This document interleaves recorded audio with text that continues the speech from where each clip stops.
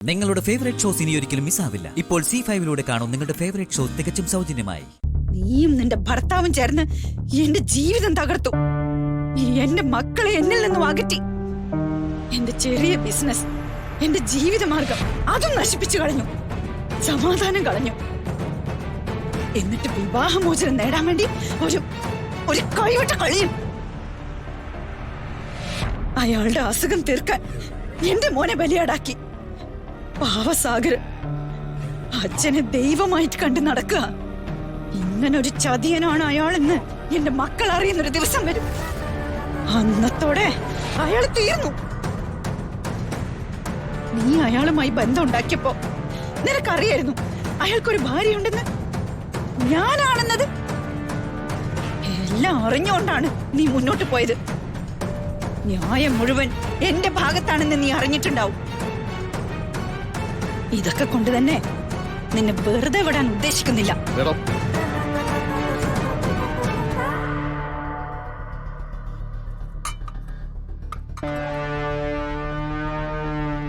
Hello bro, 1 coffee.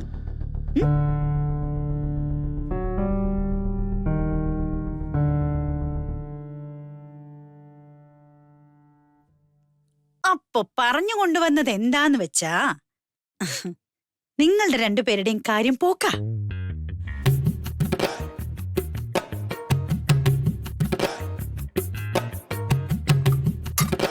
Bro, പുറത്തൊരാള് wait ചെയ്യുന്നുണ്ടേ. ഒന്നിങ്ങോട്ടേക്ക് വരാൻ പറയോ?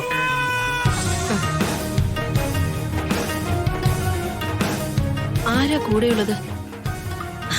അതോ, അതിനിടയ്ക്ക് അങ്ങനെ പേടിച്ചു പോയോ? മറ്റുള്ളവരെ കൊല്ലാനും കൊല്ലിക്കാനും പേടിയില്ലാത്ത ആളാ. ഇങ്ങനെ പേടിച്ചാലോ? പുറത്ത് കാത്തു നിൽക്കുന്നത് എന്റെ ശക്തിയും എന്റെ ബലവുമാ. എന്നെ പോലെ വേറൊരു പെൺശക്തി,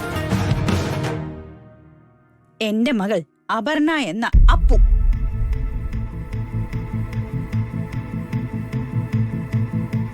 എന്താ മോളെ, പുറത്ത് നിൽക്കുമായിരുന്നോ? ഇതെന്റെ ഭർത്താവിന്റെ ഓഫീസല്ലേ. എന്റെ ഭർത്താവ് എന്ന് വെച്ചാ മോളുടെ ആരാ? അമ്മാവൻ. Correct, father in law. സ്വന്തം ഓഫീസിൽ വന്നിട്ടാണോ ഇങ്ങനെ പുറത്ത് നിന്ന് കളഞ്ഞത്? മോളങ്ങ് ഇങ്ങോട്ട് ഇരുന്നേ. മോക്ക് കുടിക്കാൻ കോഫിയാണോ ചായയാണോ? വേണ്ടമ്മേ, ഞാൻ കരിക്കേ കുടിക്കൂ. അത് ഞാൻ വരുന്ന വഴിക്ക് കുടിച്ചു. ഓ ഷോ, ഞാനതങ്ങ് മറന്നുപോയി. അമ്മേ, വെഡിങ് ആനിവേഴ്സറി അടിച്ചു പൊളിച്ചു എന്നറിഞ്ഞു. അതെ മോളെ, പൊളിച്ചടുക്കി. ആശുപത്രിയില് ഞങ്ങള് കേക്ക് മുറിച്ചു. കോളനിക്കാർ ഞങ്ങൾക്ക് മാലയിട്ടു. മൊത്തം ആഘോഷമായി. ഓ പ്ലീസ് പ്ലീസ് പ്ലീസ്. അയ്യോ അമ്മേ, മാഡം ആംഗ്രി ബേബി ആയി.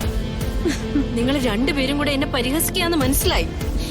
അയ്യോ, ഇപ്പഴാ എനിക്ക് സമാധാനമായത്. നമ്മള് ബുദ്ധിമുട്ടി പരിഹസിച്ചിട്ട് അത് മനസ്സിലാകൂലേന്നായിരുന്നു എന്റെ പേടി. എന്തായാലും മനസ്സിലായല്ലോ. അപ്പൊ നമ്മള് വിജയിച്ചു. സുധാമണിക്ക് എന്നോടുള്ള ദേഷ്യവും സങ്കടമൊക്കെ എനിക്ക് ഊഹിക്കാൻ പറ്റും. അതുകൊണ്ടാ ഞാൻ കുറച്ചൊക്കെ ക്ഷമിച്ചത്. പക്ഷെ കൂടുതൽ വേണ്ട. ഞങ്ങളുടെ യഥാർത്ഥ സ്വഭാവം നിങ്ങൾക്ക് അറിയാത്തത് കൊണ്ടാ നിങ്ങൾ ഇവിടെ വന്നിരുന്ന ആളാകുന്നത്.